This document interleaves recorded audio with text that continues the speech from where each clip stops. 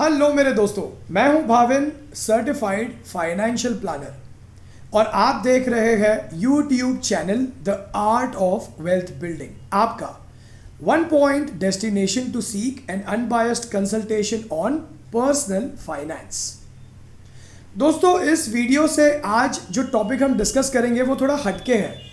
अब मैं हटके क्यों कह रहा हूं? क्योंकि इस वीडियो से आज हम डिस्कस करेंगे कि गॉड फॉरबिड किसी के फैमिली में earning member of a family की अगर डेथ हो गई है और उसके नॉमिनी को अगर टर्म प्लान का पैसा मिला है, क्लेम सेटलमेंट हुआ है, तो उस अमाउंट को कैसे इन्वेस्ट करना चाहिए। दोस्तों, ये टॉपिक मैंने क्यों कहा थोड़ा हटके है, क्योंकि इस टॉपिक के बारे में कोई ज़्यादा बात नहीं करता। हम ये सोचते हैं कि हमारे साथ कभी बुरा तो हो ही नहीं सकता। अब हम तो चाहेंगे कि किसी को भी क्लेम लेने की ज़रूरत ही ना पड़े, किसी के साथ ऐसा ना हो, लेकिन जिसके साथ ऐसा हुआ है उन्हें कैसे इन पैसों को इन्वेस्ट करना चाहिए।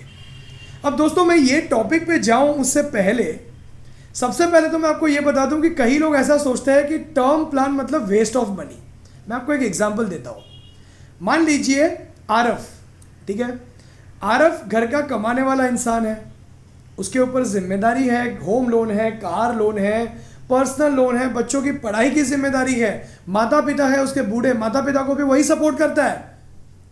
किसी कारण से आरव का जॉब नहीं था, आरव इंटरव्यू से घर वापस आ रहा था, उसकी डेथ हो गई एंड अनफॉर्चुनेटली उछल बसा। उसकी डेथ हो गई। अब कमाने वाला इंसान तो है नहीं घर पे। अब सोचिए, आरव का महीने का 1 लाख रुपए का पगार था, वो इंजीनियर था। अब आप सोचिए कि उसकी होम लोन, उसकी कार लोन, बच्चों की पढ़ाई, माता पिता का ख्याल करना।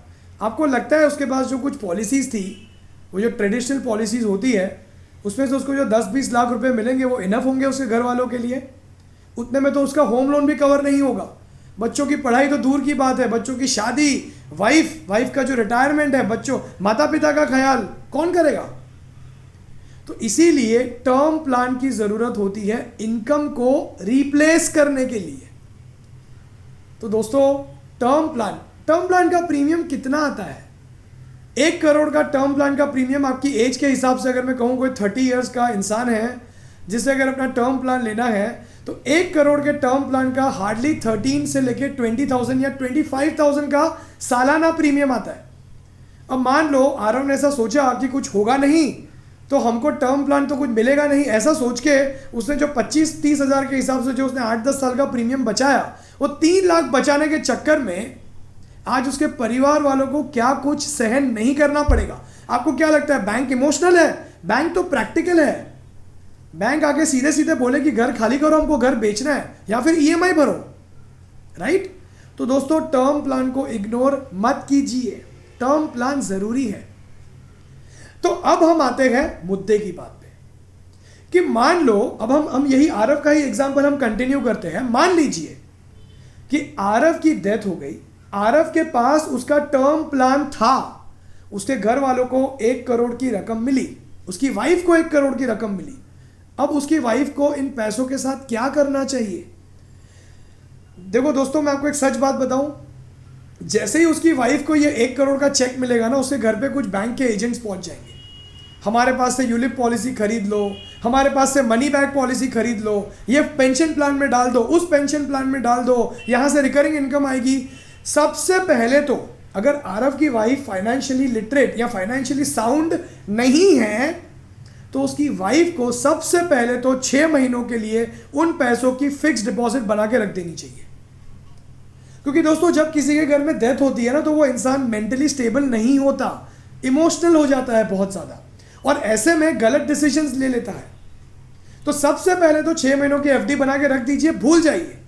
6 महीनों बाद आरव की वाइफ शायद थोड़ा डिसीजन लेने के कंडीशन में आ जाएगी।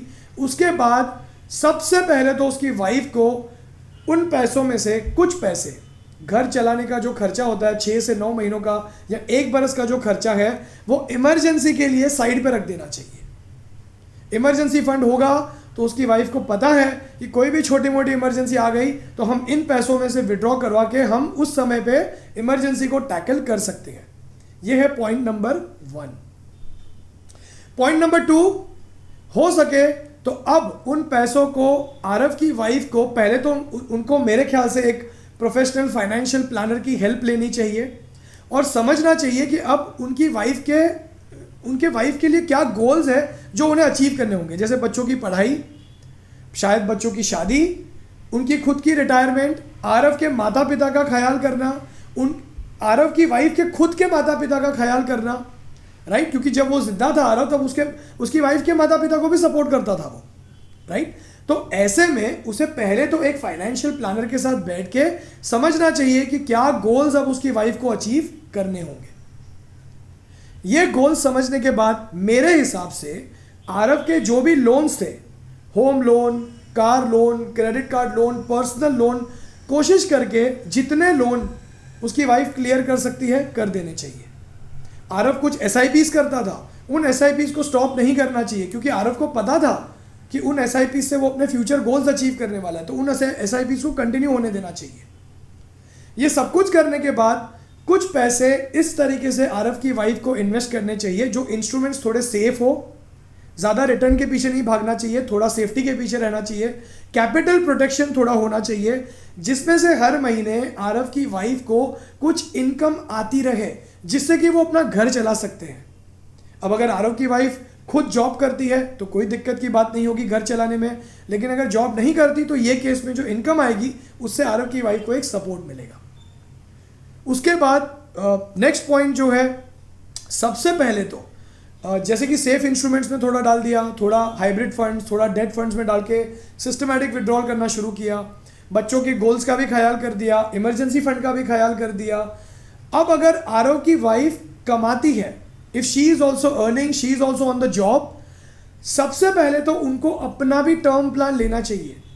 ये एक लेसन रहेगा उसकी वाइफ के लिए कि आरव के पास अगर टर्म प्लान था तो उसी की वजह से आज उसके बच्चों का फ्यूचर सिक्योर्ड है, उसका होम लोन जो है पे ऑफ कर दिया गया है, उसके माता पिता का ख्याल किया जा रहा है। अब आरव की वाइफ के ऊपर उसके बच्चों की जिम्मेदारी है, आरव के माता पिता की जिम्मेदारी है, अपने माता पिता की जिम्मेदारी है। तो ये केस में आरव की वाइफ को अपना खुद का टर्म प्लान भी लेना चाहिए।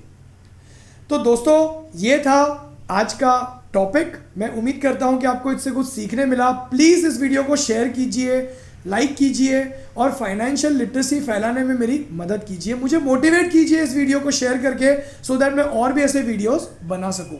दोस्तों अगर आप अपना पर्सनल फाइनेंशियल प्लान बनवा कर ये समझना चाहते हैं कि कैसे आप अपने पर्सनल फाइनेंशियल गोल्स जैसे रिटायरमेंट, बच्चों की एजुकेशन, वेकेशन, घर खरीदना, कार खरीदना, आप इन्हें कैसे अचीव कर सकते हैं, कितने पैसे चाहिए होंगे आपको इन गोल्स को अचीव करने के लिए, तो व्हाट्सएप कीजिए इस नंबर पे अपना पर्सनल फाइनेंशियल प्लान बनवाने के लिए। अगर अब तक आपने हमारा यूट्यूब चैनल मेंबरशिप ज्वाइन नहीं किया तो ज्वाइन कीजिए। हम शेयर करते हैं एक वेल रिसर्च स्टॉक महीने में एक बार, जिसकी लिंक मैंने नीचे डिस्क्रिप्शन में दी हुई है। ज्वाइन कीजिए हमारा एक्सक्लूसिव टेलीग्राम चैनल, अगेन जिसकी लिंक मैंने नीचे डिस्क्रिप्शन में दी हुई है। और अगर आप अपना फाइनेंशियल इंटेलिजेंस, अगर आप अपना पर्सनल फाइनेंस से रिलेटेड नॉलेज बढ़ाना चाहते हैं तो चैनल को सब्सक्राइब कीजिए। हम जो भी हमारे वीडियोस है वेडनेसडे और संडेज के जो वीडियो हम अपलोड करते हैं उनका नोटिफिकेशन आपको मिलते रहेगा। तो दोस्तों आज के लिए इतना ही। उम्मीद करता हूँ आपको इस वीडियो से कुछ सीखने मिला। आपका बहुत बहुत धन्यवाद। Have a good day. Thank you so much.